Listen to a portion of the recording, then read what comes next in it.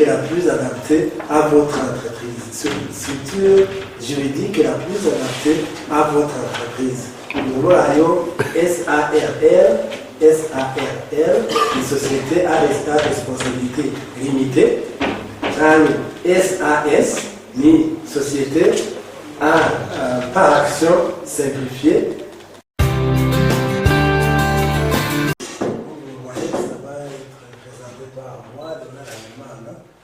Directeur de publication de Combisi TV, mais je suis aussi le correspondant de la classe secondaire de presse et de la RTNB. RTNB, c'est la radio-télévision nationale du Burundi. Je ne suis pas spécialiste en la matière, mais je vais développer ce qui a été écrit par l'époque. L'instant thème est déjà préétabli, donc je suppose que parmi vous ont déjà utilisé le motif que je vais développer. C'est une suite logique. Après, le thème est développé par le directeur général de Combisi, qui était lié à l'université d'entreprise, savoir ce qui suit, c'est la création d'une entreprise. Pas la création d'une entreprise. Création, ça veut dire quelque chose. Création d'une entreprise.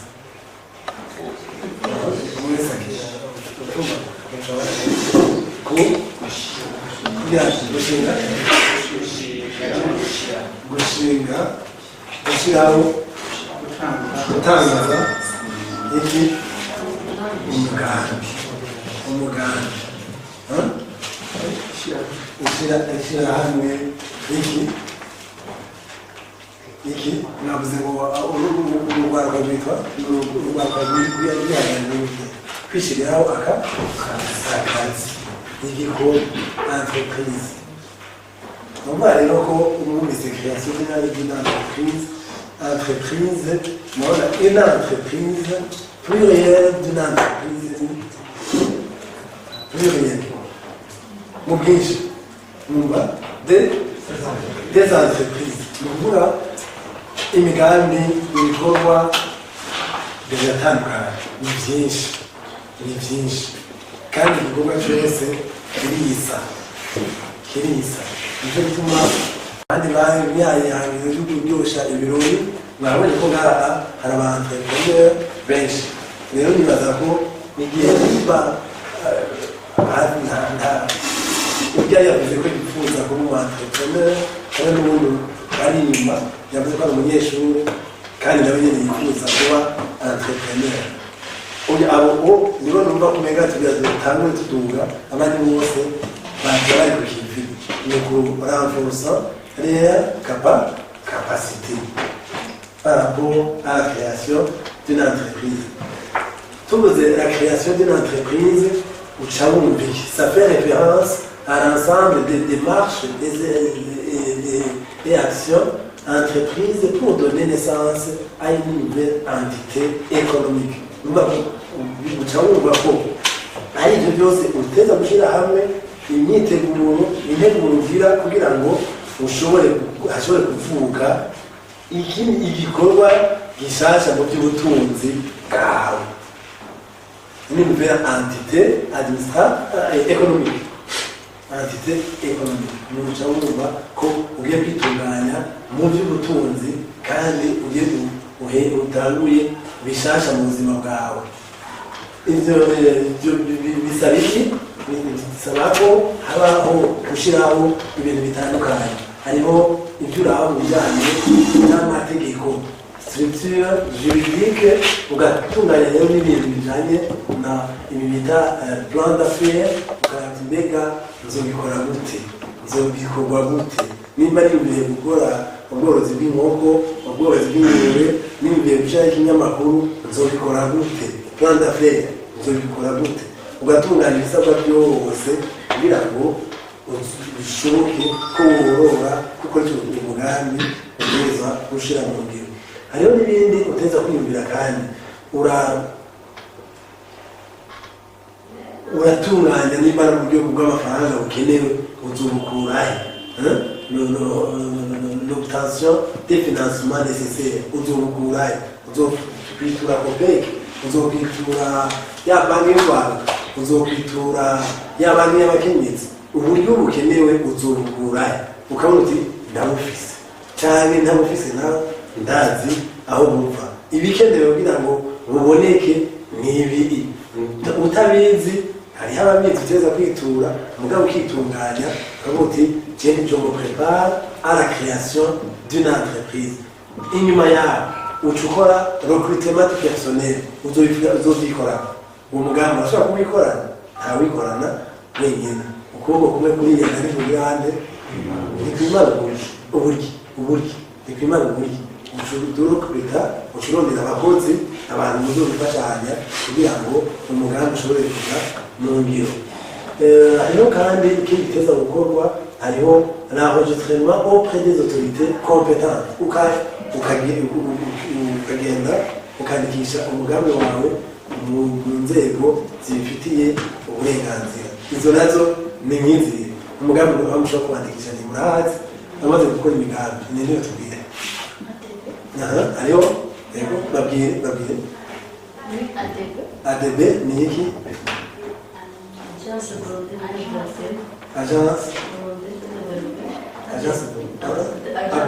agence de développement du Burundi ADB cyane ANACOM ni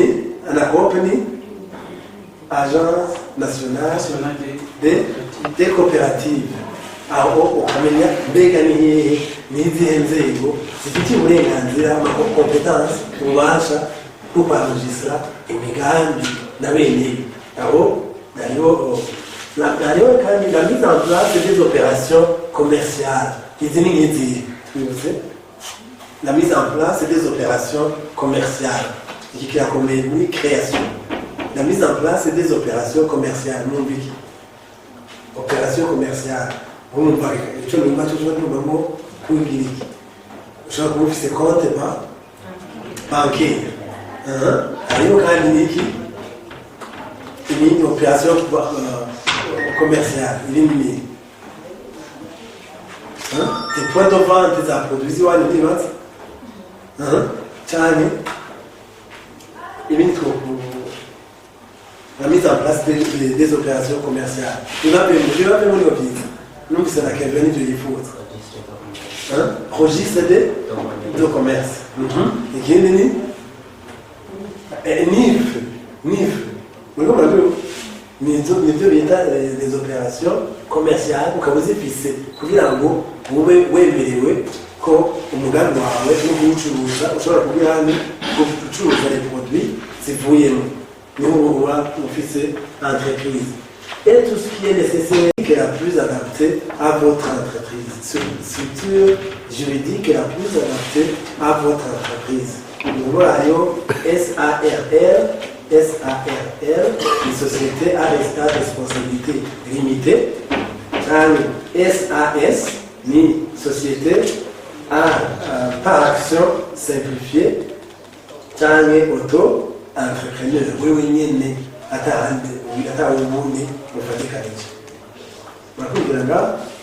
par la forme juridique SARR, il y a c'est une société à responsabilité limitée. C'est une structure d'entreprise où la responsabilité de sa société est limitée au montant de leurs apports. Cela signifie que les associés ne sont pas personnellement responsables des dettes de la société au-delà de ce qu'ils sont élevés. SARL, si ngombwa ngo mwese mube mungana imitari reka harimo banini harimo n'abato harimo amadeni umwe wese ariha ibyo yatwaye byinshi azoriha byinshi yatwaye bike azoriha bike n'amazi urumva si ngombwa ngo mwese ngo aba action mufashe umuntu nibaza ko ari n'ibintu SARL société à responsabilité. Uvuga ni isosiyete igizwe n'abantu bazana amaporo yabo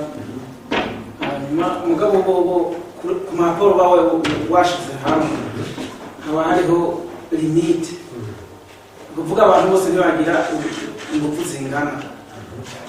niyo bita zena SARL tandis que iyo SA société par action tubyumva kumwe murakabura mwese nukuvuga asubire mu nyubwe ngaho société a responsabilité limitée nukuvuga yuko kuma aporo yawe washize mu ishyirahamwe kanaka haba harimo abantu bafise responsabilité ziri limite n'abandi baba bafisemo responsabilité ziri limite nukuvuga urashobora kuvuze mu action mugabo batanguye umugambi baribikira akantu ku buryo twese tuba dufisemo responsabilité zingana bade nkanje ndatanguje umugambi hanyuma hariho abantu baje kumegeraho harakamira iki navuga nti inararibonye nizo zizomenya kuntu haba nkarokitema nk'akarore hagiye wowe uri mwishirahamwe mugabo udafise ingufu mu kugira rokitema kiratahuriza utacumva zarabaza bagira ngo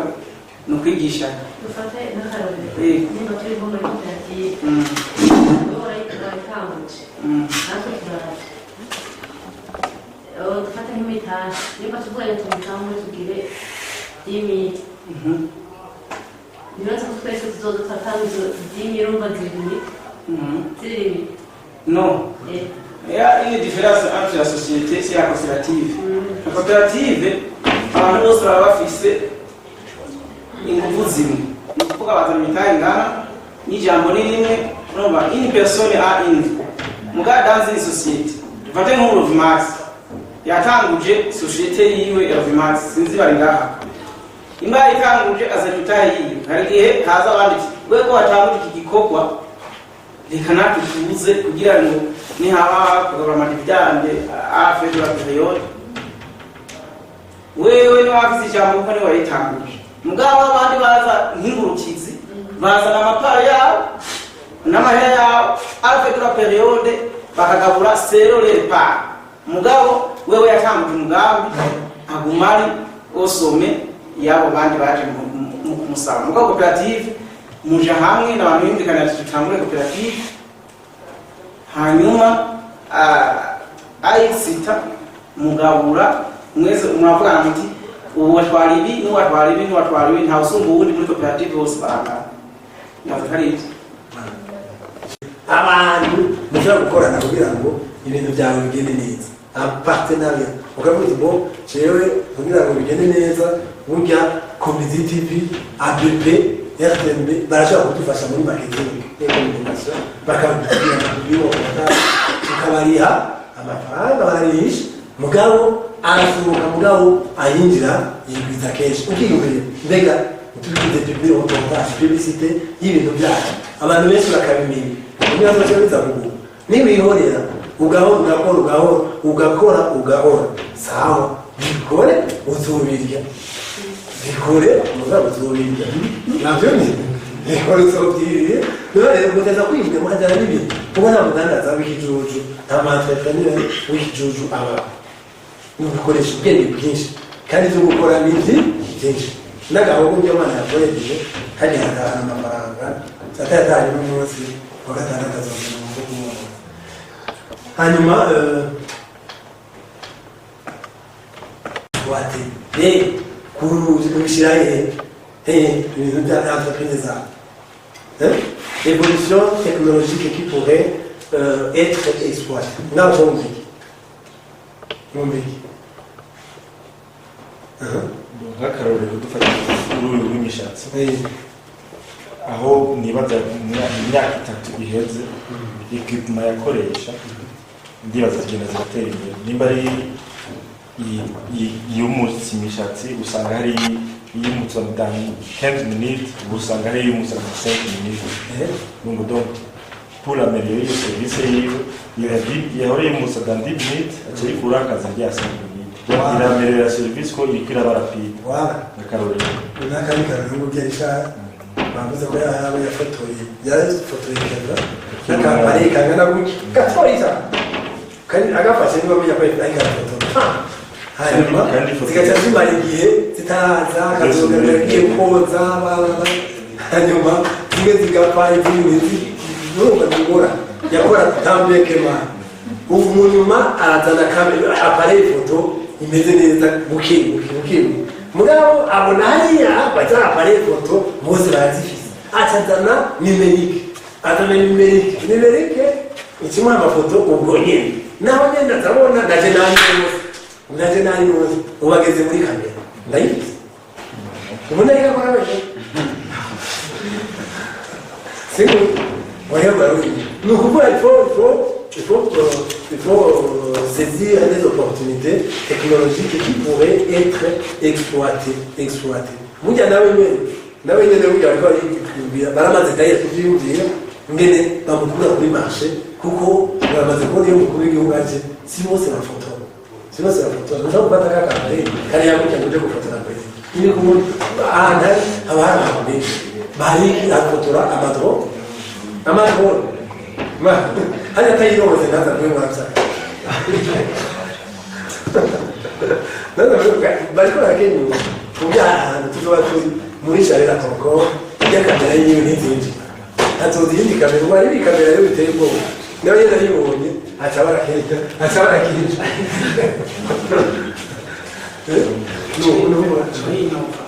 ateza kwinova gushikira kuguma tugakura rwose hanyuma de partenariat potentiel navuze niko ndavuga kurondera abo mukorana mujya kumbizi murore keke y'imyanura mwese vous êtes les partenaires de Kumbizi TV vous êtes les partenaires de Kumbizi TV vous êtes les partenaires de Inadukunda Keva vous êtes les partenaires de Taouni Mouyanise la Gigi photographie Taouni ga niragira community development international project mwese mabaye et partenaire mugabo kandi kagira ni bimeze gutya ni magirani mubaye partenaire mugabo nabo babaye partenaire banyu saba ni refresh ou des crises birashobora ko ari ihungabana ry'ubutunzi idolari ryari kuri bibiri mu mezi abiri aheze ugasanga uno munsi rikuma ku madolari 7 saba mugabo fo travailler fo mu gihe rikiri hasi ni ibintu bizokuyewe waramaze kuyacika cikora ibintu hanyuma des changements dans la réglementation qui pourraient affecter ton secteur